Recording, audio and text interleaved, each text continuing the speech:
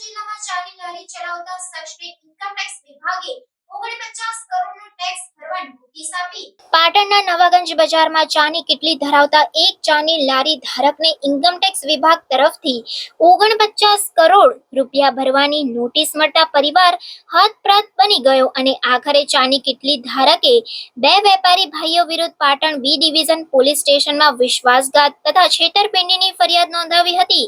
સમગ્ર ઘટનાની વિગતમાં વાત કરવામાં આવે તો નવાગંજ બજારમાં ચાની કીટલી ચલાવતા ખેમરાજભાઈ દવેને ત્યાં પાટણગંજ બજારમાં પેઢી ધરાવતા બે ભાઈઓએ તેમની પાસે પાન કાર્ડ કઢાવવા ડોક્યુમેન્ટ આપ્યા બાદ આ બે ભાઈઓએ અલગ અલગ બેંકમાંથી કરોડોની લોન લીધી હતી। ત્યારબાદ પાટણની પેઢી બંધ કરી ઊંઝા જતા રહ્યા હતા અને ઘણો સમય થઈ ગયા બાદ ઇન્કમટેક્સ વિભાગ તરફથી ચા વાળાને 49 કરોડ રૂપિયા ભરવાની નોટિસ મળતા એકદમ ગભરાઈ ગયા હતા। આખરે તેમને પોલીસ ફરિયાદ નોંધાવી છે। આમ અત્યારે આ મામલો ચર્ચાસ્પદ બન્યો છે।